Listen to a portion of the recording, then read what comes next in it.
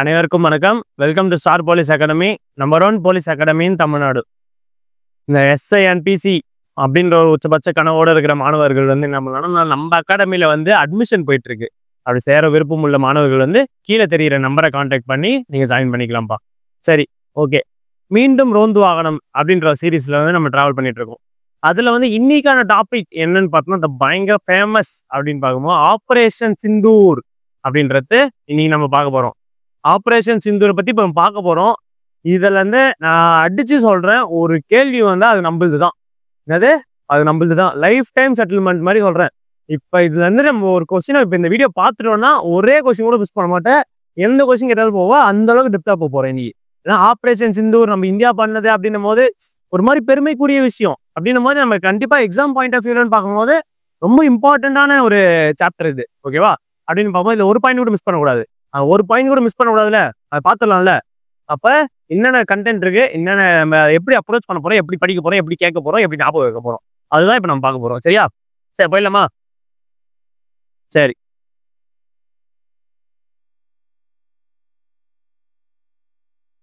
Operation Sindoor சொல்லும் போதே ஒரு கர்வமா இருக்கு இல்ல? ஓகேப்பா. ஃபர்ஸ்ட் 2025 பாகிஸ்தான் மீது இந்தியா மேற்கொண்ட பயங்கரவாத எதிர்ப்பு நடவடிக்கையின் பெயர் ஆப்ரேஷன் சிந்தூர். பாகிஸ்தான் வந்து நம்ம இந்திய மக்களை தாக்கிட்டு போயிருப்பாங்களே, அதற்கு ஒரு என்ன பண்ணிருக்கு இந்தியா, பயங்கரவாத எதிர்ப்பு நடவடிக்கை, ஒரு அகைன்ஸ்ட் மறு எதிர் தாக்குதலுக்காக என்ன பண்ணியிருக்காங்க, ஆப்ரேஷன் சிந்தூர் அப்படின்றத வந்து காயின் பண்ணியிருப்பாங்க. ஓகேவா? நெக்ஸ்ட் இதோடைய பெயர் என்ன, ஆப்ரேஷன் சிந்தூர். இந்த ஆப்ரேஷன் சிந்தூர்ன்றது ஏன் சார் பேர் வந்தது அப்படின்னும் போது, இந்த பாகிஸ்தான் தீவிரவாதிகள் என்ன பண்ணியிருப்பாங்க, இந்த பஹல்காம் அப்படின்ற ஒரு இடத்துல வந்து ஆண்களை மட்டும் குறிவைத்து தாக்கினார்கள் அப்படின்றத நம்ம பார்த்துருப்போம், நியூஸ்லாம் கேள்விப்பட்டிருப்போம். அதுல வந்து பார்த்தீங்கன்னா பெண்களுடைய குங்குமம் அழிக்கப்பட்டது அப்படின்ற ஒரு மெயின் மோட்டிவ் எடுத்து பண்ணியிருப்பாங்க. அப்ப அந்த பெண்களுடைய குங்குமம் அழிக்கப்பட்டதால அதுக்கு நம்ம எதிர் தாக்குதல் பண்றோம் அப்படின்றதால இந்த சிந்தூர், பெண்களுடைய குங்குமத்தை குறிக்கிற அந்த வார்த்தையை சிந்தூர் அப்படின்ற வார்த்தையை வந்து டேர்ம் பண்ணி இந்த ஆப்ரேஷனுக்கு வந்து பேர் வச்சிருப்பாங்கப்பா. பயங்கரமா யோசிச்சு வச்சிருக்காங்க பாருங்க. ரிவெஞ்ச் வந்து அந்த மாதிரி கொடுத்துருக்கணும் அப்படின்னு சொல்லிட்டு.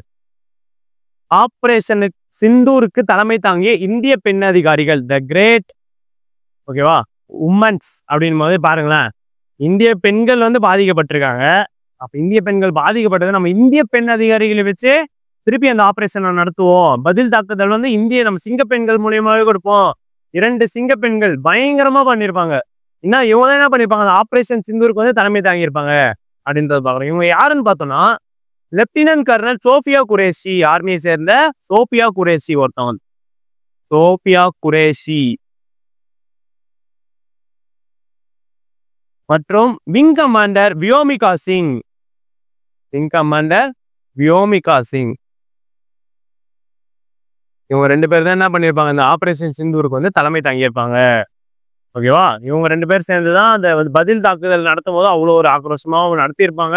இன்னொன்று வந்து நம்ம பெண்களுக்கு நடந்த அநீதியை கேட்கணும், தட்டி கேட்கணுன்றதுக்காக நம்ம இந்தியா சார்பாக 2 பெண் சிங்கங்கள் வந்து தாக்குதல் பண்ணியிருப்பாங்க. ஓகேவா? அடுத்தது அந்த ரீசன் கொடுத்துருப்பாங்க பாருங்களேன். பஹல்காம் பயங்கரவாத தாக்குதல். சரியா? பஹல்காம் என்பது காஷ்மீரில் உள்ள ஒரு சுற்றுலா பகுதி ஆகும். ஓகேவா? அது ஏப்ரல் 22, 2025 முக்கியம். எந்த டேட்டுன்றது கேட்கலாம் இல்ல? இத்தாக்குதல், அதாவது பஹல்காம் தாக்குதல் என்பது காஷ்மீரில் உள்ள ஒரு சுற்றுலா பகுதியாகும். ஏப்ரல் 22, 2025 இத்தாக்குதலில் அன்னைக்கு இந்த பஹல்காம் தாக்குதலும் அந்த தேதியில நடந்திருக்கு அப்படின்றத சொல்றாங்க. இத்தாக்குதலில் 26 அப்பாவி பொதுமக்கள் கொல்லப்பட்டனர். எத்தனை பேரு டோட்டலா கேட்டா 26 அப்பாவி மக்கள் வந்து என்ன பண்ணிருக்காங்க, கொல்லப்பட்டனர் அப்படின்றாங்க. அதுலயே ஸ்பெசிபிக்கா கேட்டா 25 இந்தியர்கள். கேட்கலாம்ல, பஹல்காம் தாக்குதலில் எத்தனை இந்தியர்கள் கொல்லப்பட்டனர், நம்ம என்ன பண்ணிருக்கூடாது 26 அப்படின்றத போட்டிருக்கூடாது. இந்தியர்கள் தானே கேட்கறாங்க, அப்ப என்ன வரும் 25. சரியா? இப்போ ஒரு நேபாளத்தை சேர்ந்தவர், இதையும் கேட்கலாம். இந்தியர்களை சாராத மனிதர்கள் யார் கொல்லப்பட்டது அப்படின்னு கேட்கலாம்ல. அப்படின்னு பார்க்கும்போது நேபாளத்தை சேர்ந்த ஒரு மனிதர் அப்படின்றத பார்த்தோம். இப்ப பஹல்காம் தாக்குதல் பார்த்தோம், இதற்கு எதிர்வினையாக நடந்தது தான் அந்த ஆப்ரேஷன் சிந்தூர் அப்படின்னது. சரி, இப்ப அந்த ஆப்ரேஷன் சிந்தூர் பஹல்காம் தாக்குதலுக்கு பதிலடி கொடுக்கும் விதமாக இந்தியா ஆபரேஷன் சிந்தூரை தொடங்கியது. பார்த்தோம் ஃபர்ஸ்ட். அடுத்தது ஆபரேஷன் சிந்தூர் தொடங்கப்பட்ட நாள் பார்த்தோம்னா இம்பார்ட்டன்ட். மே 7, 2025. ஆபரேஷன் சிந்தூர் தொடங்கப்பட்டது நாள் வந்து மே 7, 2025. பகல்காம் தாக்குதல் நடந்த நாள் பார்த்தோம்னா ஏப்ரல் 22, 2025. அப்ப 22ஆம் தேதி ஏப்ரல் மாசம் இவங்க தாக்குதல் பண்ணிட்ட பிறகு நம்ம இந்தியா என்ன பண்றாங்க, ஆபரேஷன் சிந்தூரை மே 7ஆம் தேதி, அடுத்த மாசம் 7ஆம் தேதி என்ன பண்ணிடுறாங்க, தொடங்கிடுறாங்க 2025. இதில் இந்தியா 9 தீவிரவாத முகாம்களை குறிவைத்து தாக்குதலை நடத்தியது. எத்தனது? 9 தீவிரவாதிகள் முகாம்கள். பாகிஸ்தான் சார்பு அவங்களோட தொடர்புடைய 9 தீவிரவாதிய முகாம்களை அதை குறி வச்சு தாக்குனாங்க அப்படின்றத சொல்லிடுறாங்க. இதுல இந்தியா பார்த்தீங்கன்னா 3 தீவிரவாத இயக்கங்களை அழிக்க முக்கிய இலக்காக முடிவு செய்தது. இந்தியா என்ன பண்ணிருப்பாங்க, ஒரு முக்கியமான 3 டெரரிஸ்ட் கேங் வந்து அழிச்சே ஆகணும் அப்படின்ற ஒரு முடிவுல வந்து இறங்கியிருப்பாங்க. ஓகேவா? அது என்னென்ன அப்படின்னு பார்க்கும்போது ஹிஸ்புல் முஜாஹிதீன், ஹிஸ்புல் முஜாஹிதீன்ற ஒரு அமைப்பும், ஜெய்ஷ் இ முகமது அப்படின்ற ஒரு அமைப்பும், லஷ்கர் இ தொய்பா அப்படின்ற ஒரு 3 தீவிரவாதிகள், முக்கியமான தீவிரவாதிகள் அமைப்பு இது. இந்த தீவிரவாத அமைப்புகளை வந்து அழிச்சே தீரணும் அப்படின்ற இந்த 9 முடிவு பண்ணியிருப்பாங்களே, அந்த 9ல இந்த 3 வந்து அழிச்சே தீரணும் அப்படின்னு சொல்லிட்டு முடிவு பண்ணியிருப்பாங்க. சரியா? அதுல பார்த்தோம்னா இந்த பாகிஸ்தான் ஆக்குபைட் காஷ்மீர், இந்த இந்தியா மேப் பார்க்கும்போது நம்ம பார்ப்போம்.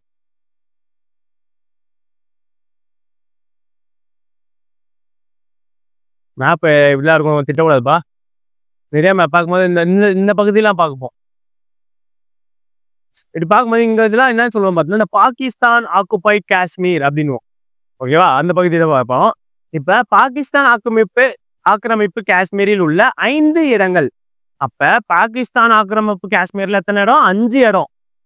பாகிஸ்தானில் உள்ள 4 இடம், பாகிஸ்தான் ரீஜன்லயே இருக்கிற 4 இடங்கள் என மொத்தம் 9 இடங்களை இந்திய பாதுகாப்பு படை அழித்தது. அப்ப பாகிஸ்தான் ஆக்குபைட் காஷ்மீர்ல எத்தனை இடம்னு பார்த்தீங்கன்னா 5 இடம் ஞாபகம் வைக்கணும். பாகிஸ்தான் பகுதியிலே எத்தனைன்னு கேட்டா 4ன்றது ஞாபகம் வைக்கணும். இந்த 9 இடத்தையும் யார் அழிச்சது? நம்ம இந்திய பாதுகாப்பு படை வந்து துவம்சம் பண்ணியிருப்பாங்க அப்படின்றத கொடுத்துருக்காங்க. அடுத்தது ஆபரேஷன் சிந்தூர் நடவடிக்கையின் பொழுது பயன்படுத்தப்பட்ட போர் விமானம். கண்டிப்பா கேட்கக்கூடியது. ஏன்னா இந்த விமானத்து மூலியமா நம்ம நிறைய சம்பவம்லாம் செஞ்சிருப்போங்க. Dassault Rafale. எல்லாரும் என்ன பண்ணிருப்பீங்க, ரபேல் மட்டும் படிச்சிருப்போம். ஆனா ஃபுல் நேம் என்னது? தசால்ட் ரபேல் அப்படின்னு வேற நமக்கு கொடுக்கலாம்ல. கண்டிப்பா நீ மார்க் எடுக்க கூடாதுன்னு நினைக்கிறவங்க என்ன பண்ணுவாங்க, கொஸ்டின் செட்டர் என்ன பண்ணுவார், அவரு ஏதோ வீட்டுல சண்டை போட்டு வந்து டெஸ்ட்டுக்கு கொஸ்டின் எடுக்கிறாருன்னு வச்சுக்கோங்களேன். தசால்ட் ரபேலுக்கு பதிலாக என்ன சொல்றாரு, பசால்ட்னு கொடுத்துறாரு. இல்லைன்னா இது வேற ஏதோ டேர்ம் போட்டு கொடுத்துட்றாருன்னு வச்சுக்கோங்க. குத்தா என்ன தெரியணும்ல நமக்கு, இந்த ரபேலா இல்ல தசால்ட் ரபேலா, அது பசால்ட் ரபேலான்னு. அப்ப இந்த தசால்ட் ரபேல்ன்றது நம்ம நோட் பண்ணக்கூடிய விஷயம். சரியா? அது எந்த ஜென்ரேஷன் பார்த்தீங்கன்னா 4.5th ஜென்ரேஷன்றாங்க. அது இது அந்த விமானம் வந்து 4.5th ஜென்ரேஷன் அந்த தசால்ட் ரபேல்ன்றது. அதோடைய மீனிங் பாருங்களேன், காற்றின் வேகம் அப்படில தீயின் வெடிப்பு அப்படின்றாங்க. அந்த ரபேல் விமானத்துடைய மீனிங்கே பாருங்க, பயங்கரமா இருக்கு. காற்றுடைய வேகம் அப்படில தீயோட வெடிப்பு அப்படின்றாங்க. சரியா? நெக்ஸ்ட், இந்த விமானத்தை இந்தியா பிரான்சிடம் இருந்து வாங்கியுள்ளது. எங்க இருந்து வாங்கினாங்கன்னா பிரான்ஸ். அப்ப ரபேல் விமானம் தான் நமக்கு ஞாபகம் வரணும், பிரான்ஸ் கிட்ட இருந்து வாங்கியிருப்பாங்க அப்படின்றது. சரியா? நெக்ஸ்ட், மொத்தம் 36 ரபேல் விமானங்கள், மொத்தம் 36 ரபேல் விமானங்களை இந்தியா 2016 பிரான்சிடம் ஒப்பந்தம் செய்துள்ளது. அப்ப எந்த ஆண்டுன்னு பார்த்தோம்னா 2016 36 ரபேல் விமானத்தை வந்து இந்தியா என்ன பண்ணிருக்கு, ஒப்பந்தம் பண்ணியிருக்கு பிரான்ஸ் கூட, செஞ்சுதார் சொல்லி வாங்குறதுக்காக. அடுத்தது, அந்த ரபேல் விமானத்திலே பார்த்தோம்னா 3 வகையான ரபேல் விமானம் இருக்கும். அதெல்லாம் நம்ம அந்த அளவுக்கு டெப்த்னு நம்ம தேவையில்ல, ஜஸ்ட் தெரிஞ்சுக்கோம் எத்தனை வகை ரபேல் விமானம் கேட்கலாம். அதே போது CBM. ஓகேவா? அந்த C வகை, B வகை, M வகை அப்படின்வாங்க. சரி, சிந்தூர் நடவடிக்கையின் பொழுது பயன்படுத்தப்பட்ட ஏவுகணைகள். விமானம் பார்த்தோம், இப்ப ஏவுகணை. ஓகேவா? அது டிஃபரன்ஸ் புரிஞ்சுக்கணும். விமானம் தனி, ஏவுகணை தனி. என்னன்னு பார்த்தோம்னா ஸ்கால்ப் அப்படின்வாங்க. நிழல் புயல் ஏவுகணை. ஸ்கால்ப் என்னது? நிழல் புயல் ஏவுகணை அப்படின்றாங்க. அடுத்தது ஹேமர். ஹேமர்னா ஹார்ட் டு கிரவுண்ட் ஸ்ட்ரைக்னு வாங்க. Air to ground strike. இப்ப ரீசெண்டா பார்த்தோம்னா நீங்க கூட இந்த வீடியோஸ்லாம் பார்த்துட்டு இருக்கும்போது இந்த போன்ல இப்ப சப்போஸ் நம்ம ஏதாவது பார்த்துட்டு இருக்கோம்னு வச்சுக்கோங்களேன், இந்த கேம்ஸ் வர ஆரம்பிச்சு, ஆடே பார்த்தோன்னா கேம்ஸ் வர ஆரம்பிச்சிருச்சு. என்னன்னு பார்த்தோம்னா அந்த மேலே வந்து விமானம் வந்து குண்டு போடுற மாதிரி, கீழே வந்து அதை அழிகிற மாதிரி. இந்த ஆபரேஷன் சிந்தூர் போச்சு. எல்லாரும் என்ன பண்ணியிருப்பீங்க, நியூஸ் வந்து யூடியூப்ல பார்த்துருப்போம். அப்ப அந்த யூடியூப் உள்ள இருக்கிற அந்த ஏஐ, நம்ம போனோட ஏஐன்றது என்ன பண்ணுது, வாட்ச் பண்ணுது நம்ம என்ன பண்றோம் அப்படின்றத. வாட்ச் பண்ணி நீ என்ன பண்ற, நீ எதை பத்தி பாக்குறன்றதுக்கு தகுந்த மாதிரி உனக்கு கேம்ஸ் வந்து ஆடா கொடுக்குறாங்க. பாருங்க எந்த அளவுக்கு டெக்னாலஜி வந்துச்சு. ஒன்னு வந்து 24 ஹவர்ஸும் ஒருத்தர் வந்து பாத்துக்கிட்டே இருக்கிறாங்க. அப்ப வந்து பார்த்தோன்னா அதுல அது எது சொல்றதுன்னா ஒரு விளம்பரம் வரும். அதுல என்னன்னு மேல இருந்து ஒரு விமானத்துல இருந்து குண்டு போடுற மாதிரி வரும் ஒரு கேம்ல. அப்படின்னு பார்க்கும்போது இந்த ஹேர் டு கிரவுண்ட் அது என்ன ஏவுகணை பார்த்தா இந்த ஹேமர் தான் அது. சரியா? அந்த ஹேமர்ன்றதுனால என்னென்ன வரும், சுத்தி வந்து மேலது தொம்முன்னு கீழே அடிக்கிறாங்க. அப்ப மேல இருந்து அந்த அந்த குண்டு வந்து கீழே வருது. அந்த ஒரு ஏவுகணை தான் இந்த ஹேமர் அப்படின்றாங்க. சரியா? Next kamikaze drones. இந்த ட்ரோன் விட்டாங்க சார், ட்ரோன் விட்டாங்க நிறைய பார்த்தோம்ல நியூஸ்லலாம். பாகிஸ்தான் ட்ரோன்கள் வந்துன்னா நம்ம இந்தியா வந்து அதை வந்து அழிச்சிருப்பாங்க அப்படி இப்படின்னு சொல்லிட்டு. அந்த ட்ரோன் நம்ம இந்தியா கிட்ட என்ன இருக்கு பார்த்தா இந்த காமிகசே ட்ரோன்ஸ் அப்படின்றது நம்ம பார்க்கக்கூடிய விஷயம்ப்பா. அடுத்தது இப்ப அந்த ஒன்று பார்த்துடலாமா? ஸ்கால்ப் ஏவுகணை. நான் சொன்னேன்ல ஒரே மார்க் கூட மிஸ் பண்ணக்கூடாது சொன்னேன்ல. அப்ப இந்த அளவுக்கு நம்ம போய் தானே ஆகணும். ஸ்கால்ப் பார்த்துட்டோம், அந்த என்னென்ன ஏவுகணையும் பார்த்துட்டோம். அது உள்ள இருந்து கூட ஏதாவது ஒரு வகை, ஏதாவது ஒரு சான்ஸ்ல, ஏதாவது ஒரு 0.1ல கேள்வி கேட்டாங்கன்னா மிஸ் பண்ணக்கூடாதுல்ல. நம்மளுடைய கடும் உழைப்புல எத்தனை வருஷ கனவு இதெல்லாம் அப்படின்னும் போது அதை நம்ம விட்டுறக்கூடாது. ஒரு மிஞ்சி போன 20 மினிட்ஸ் ஆக போகுது இது பார்க்கறதுக்கு. 20 மினிட்ஸ்ல நம்ம லைஃப் சேஞ்ச் ஆகும். இப்போ ஸ்கால்ப் ஏவுகணை. ஸ்கால்ப் ஏவுகணைன்றது என்னன்னு பார்த்தோம், நிழல் புயல் ஏவுகணை அப்படின்றத பார்த்தோம்ல. இப்போ அதில் என்ன கொடுத்துருக்காங்க பாரு, எவ்வளவு நீளம் இருக்குன்னா 5.1 மீட்டர் நீளமா. எது ஸ்கால்ப்னா, இப்போ ஸ்கால்ப் என்ன வச்சுக்கலாம், நம்ம தலையோடைய இந்த முடி இல்லாத அந்த உள்ள இருக்கிற பகுதி வந்து ஸ்கால்ப்னு சொல்லுவோம். ஓகேவா? அது அப்படின்னா வச்சுக்கோ. அப்ப ஸ்கால்ப் அப்படின்னும் போது 5.1 மீட்டர் நீளம் அப்படின்றத ஞாபகம் வச்சுக்கோ. சரியா? இலக்கு பார்த்தீங்கன்னா 600 கிலோமீட்டர் வரைப்பா. 600 கிலோமீட்டர் வரை துல்லியமா தாக்கக்கூடியது எது? ஸ்கால்ப். ஸ்கால்ப்னா காலி அப்படின்னு ஞாபகம் வச்சுக்கோ. ஸ்கால்ப்னா 600 கிலோமீட்டர் வரை துல்லியம் தாக்குதல் ஒண்ணு, 5.1 மீட்டர் ஒண்ணு. இந்த 2 டேட்டா இப்ப முடிச்சிருக்கோம். நெக்ஸ்ட் நொடிக்கு 1.163 கிலோமீட்டர் வேகத்தில் செல்லக்கூடியது.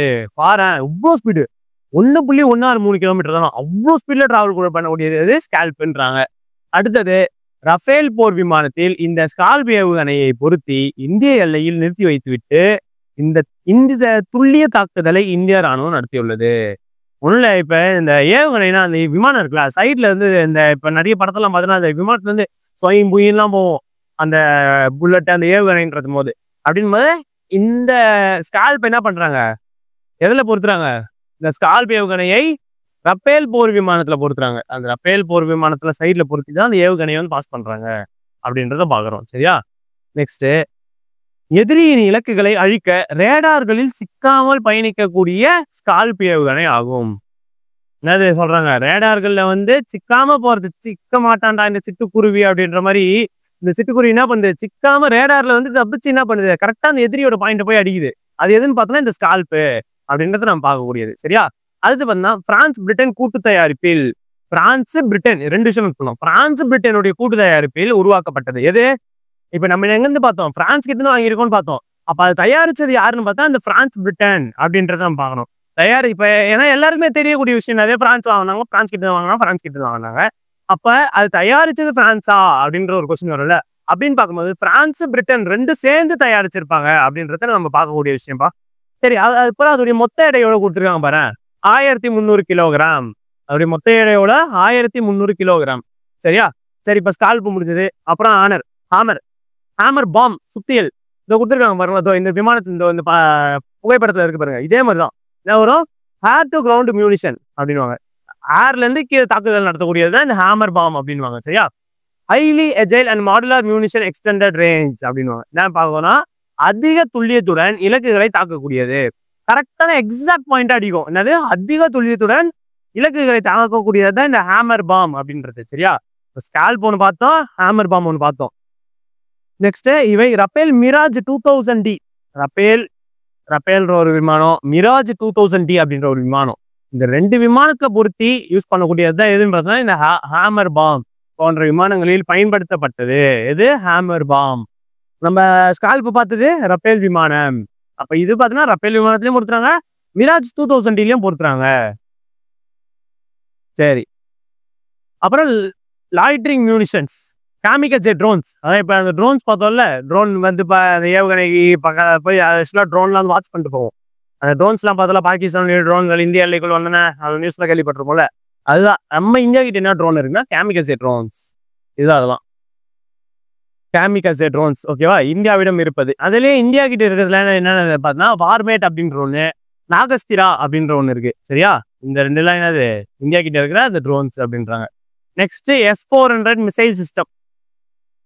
தலைவன் இவன் தான் வச்சு செஞ்சிருப்பான் சம்பவம். இவன் கண்டிலாம் நம்மளாம் இன்னும் பயங்கரமா தாக்குதலுக்கு உள்ளாக்கியிருப்போம் மறுபடியும் பாகிஸ்தான் கூட. S-400 மிசைல் சிஸ்டம் என்ன பாது அப்படிதான். S-400 வான் பாதுகாப்பு அமைப்பு. சுதர்சன் சக்கரம். அப்ப அந்த எஸ்ன்றதுக்கு மீனிங் என்னது? சுதர்சனா சக்கரம். சரியா? இது ரஷ்ய, இஸ்ரேலிய மற்றும் உள்நாட்டு தொழில்நுட்பங்களில் கலவையாக உருவாக்கப்பட்டது. எதுன்னு பார்த்தீங்கன்னா ரஷ்ய, இஸ்ரேலிய உள்நாட்டு தொழில்நுட்பத்துடைய கலவையாக உருவாக்கப்பட்டது எதுன்னு பார்த்தீங்கன்னா இந்த S-400. 2018 ரஷ்யாவின் ஏவுகணை அமைப்பிலிருந்து 5 S-400 5 S-400 ஏவுகணைகளாக வாங்க இந்தியா ஒப்பந்தம் கொண்டது.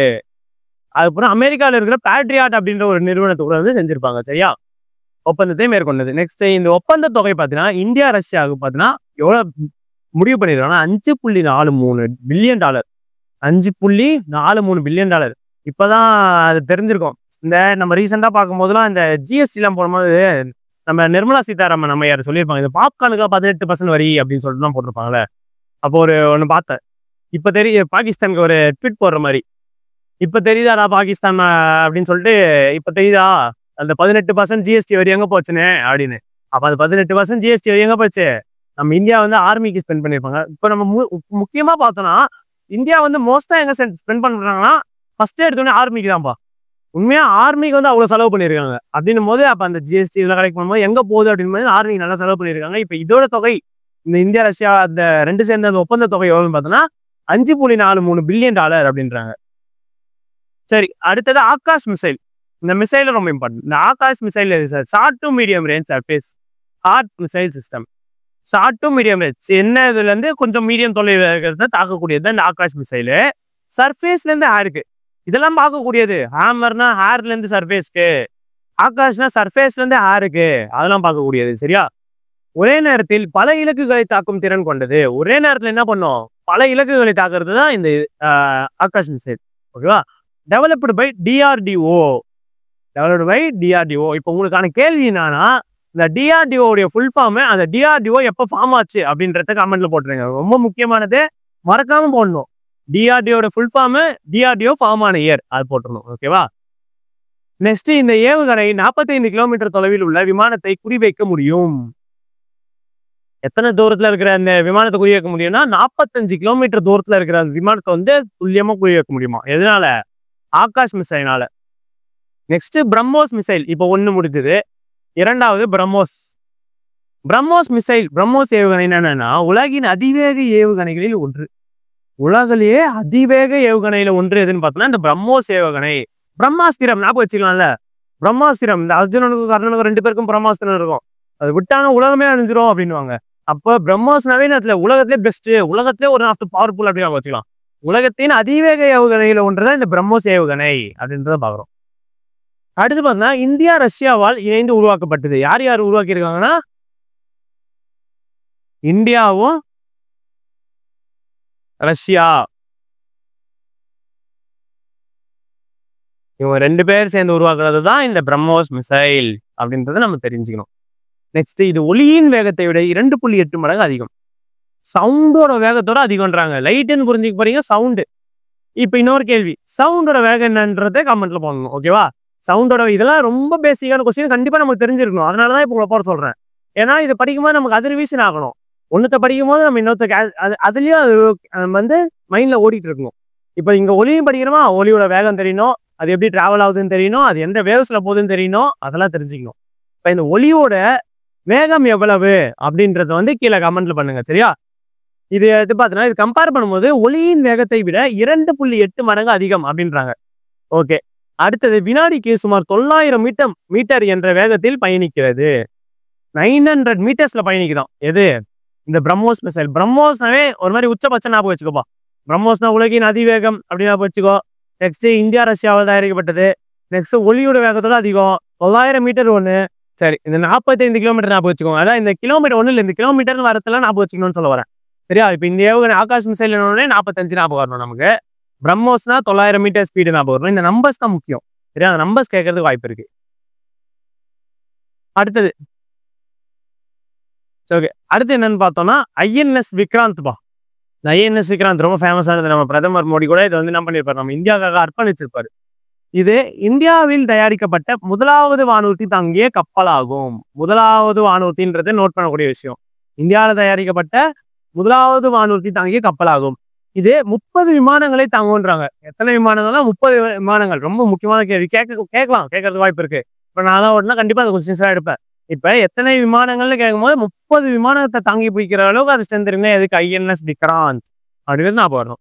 ஒரே ஒரு கீ பாயிண்ட் தான். 30 விமானமா ஐஎன்எஸ் விக்ராந்த் ஞாபகம் வரணும். உங்க ஐஎன்எஸ் விக்ராந்த் ஞாபகம் இருந்தா செப்டம்பர் 2022 2வது நாள் ஞாபகம் வரணும். இதெல்லாம் தான் அவ்வளவுதான். வேற உனக்கு இந்த ஃபுல் ஸ்டேட்மெண்ட் தான் படிச்சாகணும் அப்படின்னாக்கா இல்ல. சரியா? அடுத்தது 2 செப்டம்பர் 2022 அன்று இதனை இந்திய பிரதமர் இந்திய கடற்படைக்கு அர்ப்பணித்தார். இந்திய பிரதமர் மோடிஜி என்ன பண்ணிருப்பாரு, செப்டம்பர் 2ஆம் நாள் 2022ஆம் ஆண்டு வந்து இது கடற்படைக்கு வந்து அர்ப்பணிச்சிருப்பாரு. சரியா? அடுத்தது இந்தியாவின் ஒப்பந்தங்கள். ரொம்ப இம்பார்ட்டன்ட்பா. உண்மையாவே ஒப்பந்தம் கேட்கறது கண்டிப்பா வாய்ப்பு இருக்கு. அதெல்லாம் ரொம்ப இம்பார்ட்டன்டானது 2 என்னன்னு பார்த்தோம்னா சிம்லா ஒப்பந்தம் 1, அப்புறம் இந்த சிந்து நதி நீர் ஒப்பந்தம் 1. இப்ப பாருங்களேன், 1972ஆம் ஆண்டு இந்தியாவிற்கும் பாகிஸ்தானுக்கும் இடையே நடைபெற்ற ஒப்பந்தம் எதுன்னு பார்த்தோம்னா இந்த சிம்லா ஒப்பந்தம் அப்படின்றது முக்கியம். எந்த நாள் வந்து 2 ஜூலை 2 ஜூலை. இந்த இம்பார்ட்டண்டா இருக்கிறதுக்கு மட்டும் என்ன பண்றீங்கன்னா இயர் படிக்கிறீங்களா, இயர் கூட சேர்த்து என்ன பண்ணணும், டேவும் படிச்சிருங்க. ஏன்னா வரத்துக்கு வாய்ப்பு இருக்கு. இம்பார்ட்டன்டானதுக்கு மட்டும் என்ன பண்ணுங்க, டேவையும் கூட சேர்த்து படிச்சிருங்க. புக்கை எழுதி வச்சிருங்க. அப்படிலாம் உங்க நோட்ஸ்ல எழுதி வச்சிருங்க. இப்ப இந்தியாவின் ஒப்பந்தம் 1972 கண்டிப்பா நான் வரணும் சிம்லா ஒப்பந்தம் அப்படின்னு சொல்லிட்டு 2 ஜூலை நம்ம இந்தியாவுக்கும் பாகிஸ்தானுக்கும் ஆனது. ஓகேவா? காஷ்மீர் பிரச்சனையை தீர்ப்பதற்காக போடப்பட்ட ஒப்பந்தம் தான் இது. எது? காஷ்மீர் பிரச்சனையை தீர்ப்பதற்காக போடப்பட்டது தான் இந்த ஒப்பந்தம் அப்படின்றாங்க. நெக்ஸ்ட், இந்தியா பாகிஸ்தான் இடையிலான சிந்து நதி நீர் ஒப்பந்தம் கையெழுத்திடப்பட்ட நாள் அது வந்து 1960ஆம் ஆண்டு. சரியா? 1960ஆம் ஆண்டு தான் என்ன பண்ணிருப்பாங்க, இண்டஸ் வாட்டர் ட்ரீட்டி அப்படின்றத போட்டிருப்பாங்க. ரொம்ப இம்பார்ட்டன்ட். ஏன்னா இந்த ஆபரேஷன் சிந்தூர் நடக்கும்போது நம்ம இந்தியா என்ன அறிவிச்சுது, சிந்து வாட்டர் ட்ரீட்டியை வந்து நாங்கள் கேன்சல் பண்றோம் அப்படின்றத அறிவிச்சது. சரியா? அப்ப இண்டஸ் வாட்டர் ட்ரீட்டி படி பார்த்தோன்னா இந்த இந்தியாவுக்கும் பாகிஸ்தானுக்கும் நடுவில் என்ன ட்ரீட்டின்னு பார்த்தோன்னா சிந்து நதிநீர் ஒப்பந்தம் கையெழுத்தானது அப்படின்றாங்க. எந்த ஆண்டுனா 1960. யாருக்குன்னு பார்த்தா அப்ப நம்ம பிரதமர் PM ஜவஹர்லால் நேரு அவர்களுக்கும் பாகிஸ்தான் பிரசிடென்ட் ஆயூப் கான் அவர்களுக்கும் இவங்க 2 பேர் தான் அந்த ஒப்பந்தத்துல வந்து சைன் போட்டிருப்பாங்கப்பா. சரியா? அவ்வளவுதான். எனக்கு தெரிஞ்சு ஆபரேஷன் சிந்தூர்ல நம்ம ஒரு பாயிண்ட் கூட மிஸ் பண்ணலன்னு நினைக்கிறேன். கண்டிப்பா சொல்றேன், கொஸ்டின் கேட்டாங்கன்னா தப்பே ஆகக்கூடாது. தப்பும் பண்ண மாட்டோம் நம்ம. ஏன்னா நம்ம அந்த மாதிரி தான் எடுத்திருக்கோம். அப்படின்ற பட்சத்துல வந்து ஒரு பாயிண்ட் கூட மிஸ் பண்ணாம கொடுத்துருக்கோம். நம்ம வந்து கண்டிப்பா இந்த 1 மார்க் தட்டி தூக்கலாம்ல, ஈஸியா அடிக்கலாம்ல. அதே மாதிரி இந்த ஆபரேஷன் சிந்தூர் பேஸ் பண்ணி அந்த நம்பர்ஸ் வந்து ரொம்ப இம்பார்ட்டன்ட். அதை வந்து கண்டிப்பா பார்க்கக்கூடிய விஷயம். அதனால அந்த நம்பர்ஸை பார்த்துக்கோங்க. அந்த மிசைல் சிஸ்டம்ஸ் எல்லாம் நல்லா பார்த்துக்கோங்க. அப்புறம் அந்த சுதர்சனா சக்கரான்றது ரொம்ப இம்பார்ட்டன்ட். அதுதான் எனக்கு தெரிஞ்சு கண்டிப்பா இந்த வருஷம் கேட்கறது வாய்ப்பு இருக்கு. சுதர்சனா சக்கரா எஸ்ஸுக்கான ஃபுல் ஃபார்ம் அதை பார்க்கணும். ஓகேவா? இதெல்லாம் தான் இதுல இருக்கிற ஒரு பேசிக்கான டீடைல்ஸ். இன்றைய வகுப்புகள் அவ்வளவுதான். ஓகேங்களா? இன்னொன்று பார்த்தோன்னா முக்கியமான ஒரு நிகழ்வுனா நம்ம அகாடமியில பார்த்தோன்னா SI and PC card admission போயிட்டு இருக்கு. விருப்பமுள்ள மாணவர்கள் வந்து கீழே தெரியுற நம்பரை கான்டாக்ட் பண்ணி ஜாயின் பண்ணிக்கலாம்ப்பா. மீண்டும் அடுத்த வகுப்புல சந்திப்போம். தேங்க்யூ.